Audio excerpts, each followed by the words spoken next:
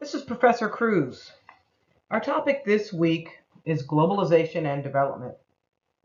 In the 21st century, the goods we consume daily are the result of an economy that is dependent among economic, social, and cultural exchanges amongst nations. However, the ways in which we exchange goods, ideas, and culture are dynamic and dependent on the roles of nations in the global economy and the levels of development within nations.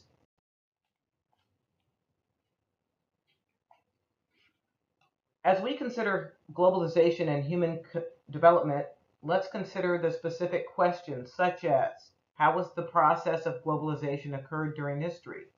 If you were going to measure development, what three factors, elements, or dimensions would you use? How does development vary among countries? And how does development vary by gender? At this point, I would like you to pause the video and consider the question, if you were going to measure development, what three factors, elements, or dimensions would you use?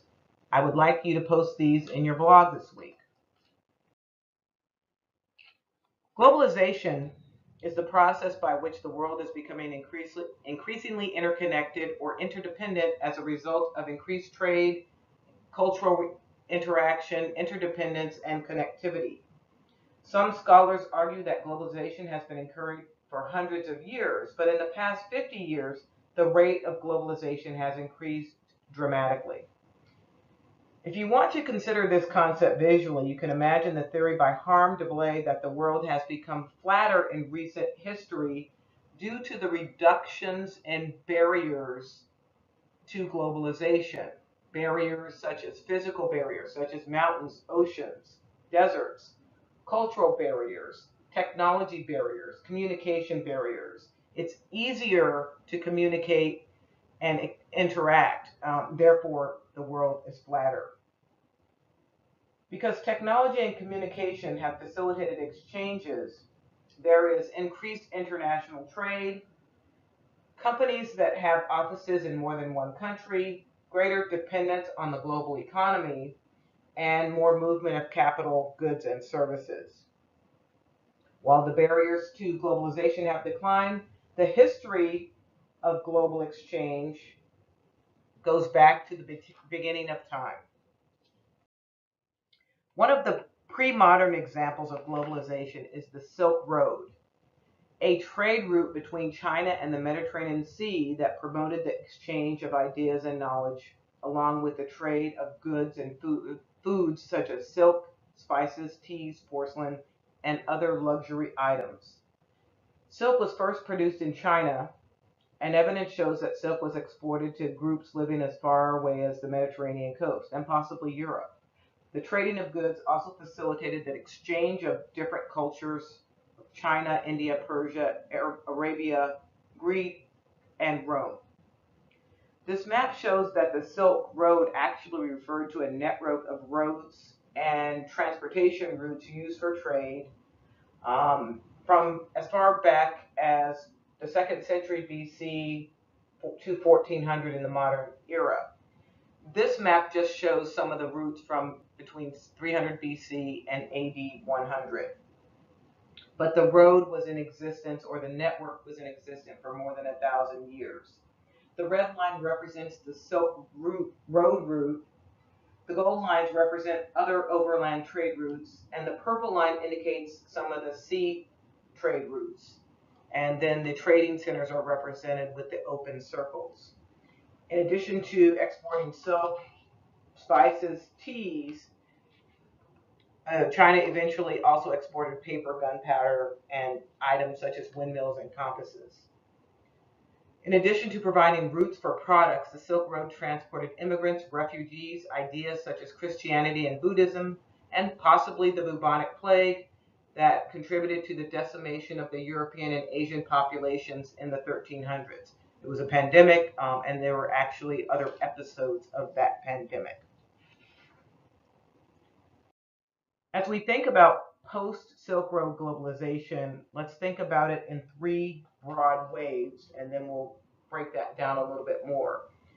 Between 1492 and 1945, so in 1492, after Europeans had basically explored most of the areas on the world, European nations started colonizing those areas that had been discovered in the exploration era. So people from Europe began to colonize the Americas, Asia, Africa, and Australia. And this is a broad period. We'll break that down a little bit later. After 1945, after World War II, we have the existence of the United Nations, and that results in a reduction in trade barriers, but also we have the barrier of communism during this era, with the breakdown of the Soviet Union and the introduction of space exploration. In this era, 1990 to the present, we are in the information age. So let's think about the level of globalization happening during those phases. We know that colonies were being formed from 1492, actually all the way through the 1900s. But we'll go to post-industrial revolution era. Migration in between 1860 and 1914 was free. We have the introduction of new technology, the steam engine and shipping, electricity, internal combustion, and at this time the political leadership was by Great Britain and through colonialism. There was free trade, increased world trade, and shipping was the most important mechanisms. Factors that affected globalization, World War I and World War II, and the Depression and World War II for the United States um, led us into an era of less globalization after World War, after the 1930s. So we'll skip the time between the 1914 to 1945, and we'll talk about the second wave, which is the United Nations phase, where because of United Nations and other international cooperation, migration was regulated. The United States at this time had literally almost omitted migration due to stricter quotas, but migration was allowed for labor. Our technology switched to jet planes, television, communication, and shipping containers, which allowed even greater efficiencies in transportation via ship. The United States became the global leader, but we are also in the era of the Cold War, which ended with the breakup of the Soviet Union. Trade was regulated. Shipping was still most important, and what you saw at this time was greater inequity between developing and developed countries. Now we're in the third wave of the information age. Migration is regulated still, but a lot of countries, especially in the 1960s, opened up migration, although at this point it looks like migration may be somewhat closed, become more closed due to new regulations. People migrated for political reasons, so there were a lot of refugees. Technology is smarter with the internet, the computers, and the smartphones, and the political leadership has expanded to include China, India, the European Union, more democracy, and leading to free trade, a larger scale of trade amongst many nations in the world, a growth in air cargo, although shipping is still important. So the advances in transportation and communication have been some of the factors that have affected this level of globalization in the information age. One of the products of today's ultra globalized economy can be represented with the product called Nutella. A simple jar of Nutella requires natural resources from 4 continents: Brazil, sugar from Brazil in South America, cocoa from Nigeria in Africa, hazelnuts from Turkey, palm oil from Malaysia, and vanilla and sugar from France, adding Europe and Asia. There are vast manufacturing facilities In a lot of countries, you can see those facilities represented by the red triangles, and then headquarters and suppliers in other areas, and sales offices in even additional places. So the facilities span the globe. So when you think about some of the globalization of companies, what companies do you think of? As we consider that question, let's skip for a moment to talk about where companies possibly might exist within the world with relation to headquarters, manufacturing, and production areas. The Nutella example demonstrates the relationship between the core, semi-periphery, and periphery countries.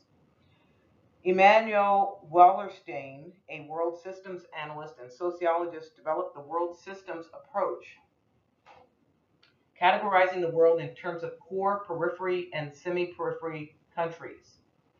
Now, I want you to remember that with any theory, one person might argue that a country fits in one category, but there are always areas that may not neatly fit. Also, the world economy and development are not static, so countries might shift from one category to another. Core countries control the world's economic capital. These are the economic powers, such as the United States, Japan, Australia, and most of the countries in Europe. Historically, these were countries that maintained colonies, except in the case of the United States, Canada, Australia, and New Zealand, which were once colonies themselves. The characteristics of core include a concentration of economic power, diversified economic base, high income, greater social, economic, and political stability. Core countries are focused on higher skill and capital-intensive production, and because they are powerful, they can pay lower prices for goods and exploit the countries in the semi-periphery and periphery. Periphery countries are on the opposite end of the economic spectrum. They lack strong governments and are probably controlled by the more powerful nations. Most are part of what is called the developing world and were probably former colonies. They export raw materials that are mined or harvested through low-skilled and labor-intensive production, so cheap labor. Semi-periphery countries fall in the middle economically. They may have been former core countries on the decline or periphery countries on the rise. They are not as dependent on core country, but also may not be as industrialized. They are middle-income countries with a possibly growing middle-class population. They may be exploited by the core countries and have some role in exploiting the periphery countries. China, India, and Brazil are examples of semi-periphery countries. So if you think about two international organizations, of course, these both started in the U.S. We have on the left Starbucks and on the right McDonald's. And so part of these maps include proportional symbol features, which are the circles. The circles indicate, in the green, indicate the number of Starbucks stores by country. So where are those Starbucks stores more likely to be located? And you can see that for the most part, they're in core countries, with some, of course, in semi-periphery countries such as China. The products, however, come from a variety of locations. We see in the green arrows, and the arrows are also proportional, so the bigger the arrow, the larger the amount of product. The green arrows are the coffee bean sources coming from Central America, South American countries, and a few Asian countries. The red colored arrows are the sources for the cups. And actually, a lot of these products are coming from core countries. And then the sugar sources are the yellow areas coming from Brazil and another core country, Australia. McDonald's, we don't see the locations of the places from which the products come, but we see the number of McDonald's stores by country or restaurants. And this is for 2012. And again, you see most of the greater numbers of stores located in core countries, but you actually start seeing McDonald's in more of the periphery and semi-periphery countries. Well, the cost of McDonald's is relatively cheaper probably than Starbucks. Now, since we've introduced the concept of development, let's examine how that is measured by the United Nations and then think about how this all factors together. The United Nations compares the level of development on an index called the Human Development Index. The Human Development Index considers development to be a function of three factors: standard of living, overall health and life expectancy, and access to education. So did those match any of the ideas you came up with before you started this lecture? Each country gets a score on each of the three factors, and they are combined into the overall index, which is called the Human Development Index, which I will now refer to as HDI. The UN groups countries into four classes according to HDI: very high developed, high developing, medium developing, and low developed. On this map, you see the Human Development Index for 2011. Note where the high developed countries are. How does that correspond to the map we saw earlier of the core and periphery countries? So go back, compare these two maps, and see what kind of overlap you notice. The dimensions of the Human Development Index are a long and healthy life, being knowledgeable, and having a decent standard of living. The health dimension is assessed by life expectancy at birth. Now, you explored this measure when on the World Population Data Sheet from the Population Reference Bureau a few weeks ago. The education dimension is measured by the mean years of schooling for adults aged 25 and over, and the expected years of schooling for children entering school age. And the standard of living dimension is measured by gross national income per capita. And the measurement does include some other factors, but this is a summary of what it includes. So let's consider the life expectancy at birth. So a long and healthy life is the measure. The average life expectancy at birth for the world is 71 years. And in the developed country, 79 years, and in a developing country, 69 years. People are healthier in developed countries than developing ones, according to this. When a person in a developed country gets sick, the country possesses the resources to care for her. Again, refer to your World Population Data Sheet for details about specific regions and countries. And this map from the Population Reference Bureau is one that you probably saw earlier in the semester. The map shows life expectancy at birth for 2015 for the countries of the world. You see the countries with life expectancies greater than 75 years at birth in the Americas, Europe, selected countries elsewhere such as China, Japan, South Korea, Australia, and New Zealand. And the countries with the lowest life expectancies, say lower than 60 years, can be found largely in sub-Saharan African countries. So one reason that development varies by country is that the life expectancy for a long and healthy life is lower in certain countries. The United Nations considers years of schooling to be the most critical measure of the ability of an individual to gain access to knowledge needed for development. The assumption is that no matter how poor the school, the longer pupils attend, the more likely they are to learn something. The average person over 24 years old in a developed country has attended school for almost 12 years. The average person that is over 24 years old in a developing country has only attended for nearly 7 years. Also for consideration is the quality of the schools.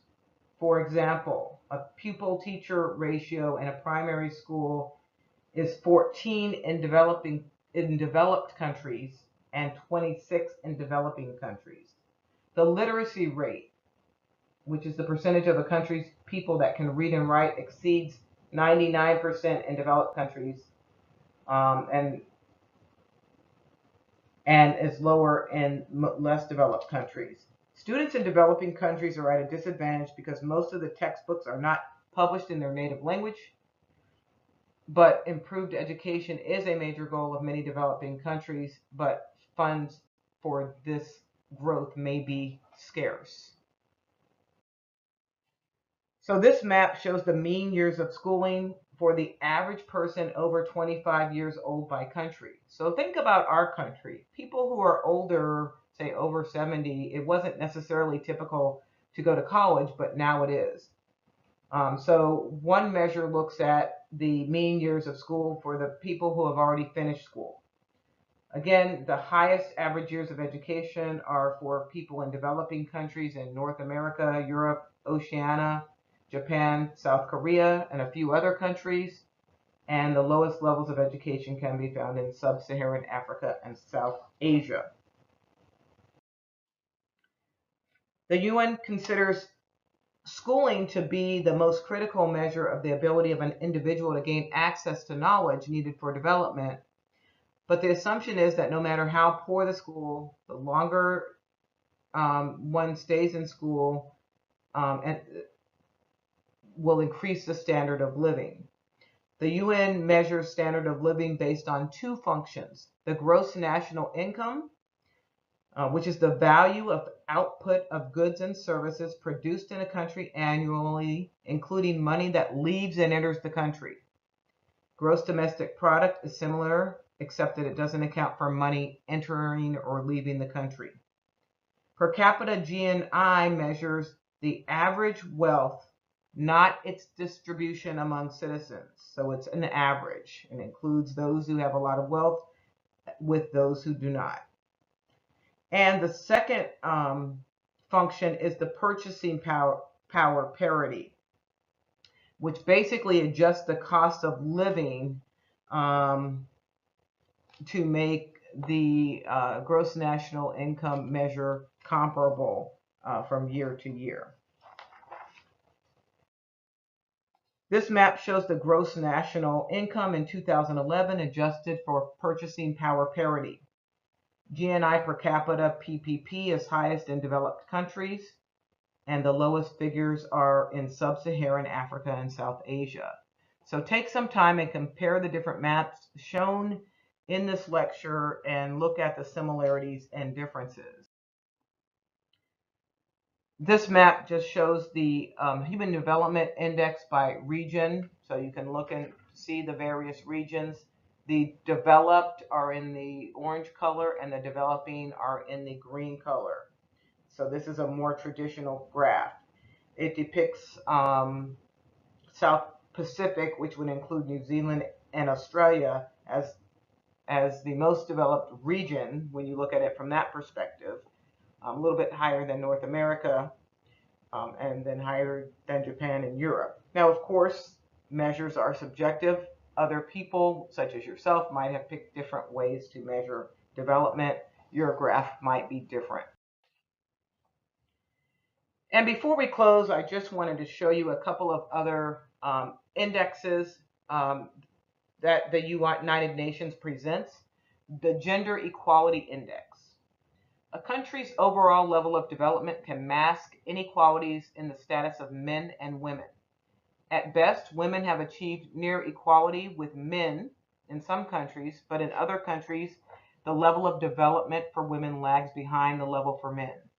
The United Nations created the Gender Inequity Index to measure the extent of each country's gender inequality. The Gender Inequality Index measures empowerment, labor, and reproductive health. So the higher the gender inequality index, the greater the inequality between men and women. So again, in this case, you're looking for a low number, but again, it's represented in red. So the low number is a it means better equality.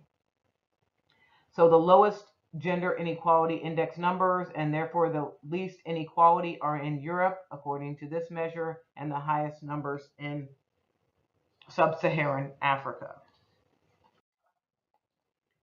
Developed countries use large quantities of energy to produce food, run factories, keep homes comfortable, transport goods and people. Historically, in developing countries, people relied primarily on power supplied by themselves or by animals, and that is known as animate power. Supplementing animal power was energy flowing from water and burning biomass fuel, which is fuel derived from plant material and animal waste. During the Industrial Revolution, developed countries converted to inanimate power generated by machines, such as steam and then fossil fuels. This map shows the energy demand per capita. The highest per capita consumption or per person usage is in North America, and the lowest is in sub-Saharan Africa. You can read more about this in various resources, but you can see that there is somewhat of a correlation with the core versus periphery countries, but not completely. So take a look at this map and then compare this map to some of the others. And because there is bias in any index, I wanted to include another feature: happiness. According to a United Nations sponsored World Happiness Report that was released, I believe, in 2016, Denmark, Norway, and Switzerland and the Netherlands are the happiest countries in the world. This report was released by Columbia University's Earth Institute. The report infers happiness using a number of social and economic metrics measured using data from 20 to 2012. Now imagine what if you ask people in different parts of the world to contribute to a measure of happiness. I imagine the map might be a lot different. Looking at regions, Latin America and Caribbean are the happiest on average. The very least happy countries, all in sub-Saharan Africa, are Togo, Benin, Central African Republic, Burundi, and Rwanda. Syria also falls within the bottom 10, which is not surprising given the activities in that country right now. The United States ranks 17th of the 156 ranked countries, behind Mexico and Panama. So again, what would you use if you want to know what was used in the happiness index? Go find the report released by Columbia University's Earth Institute. So as we examine development and globalization, globalization and the levels thereof are largely dependent on development. So the Human Development Index measures the level of development in each country. It's calculated by combining three measures: standard of living, a long and healthy life, and access to knowledge. The United Nations has not found a single country in the world where women are treated as well as men. Development depends on abundant low energy, and to develop more rapidly, developing countries must adopt the policies that successfully promote development and find the funds to pay for it. So as you continue to explore development, consider why countries face challenges. How did your measures of the development compare with the measures developed by the United Nations? Did you include happiness in your measure? And then how does development contribute to globalization? So consider these as you complete the activities asked of you this week.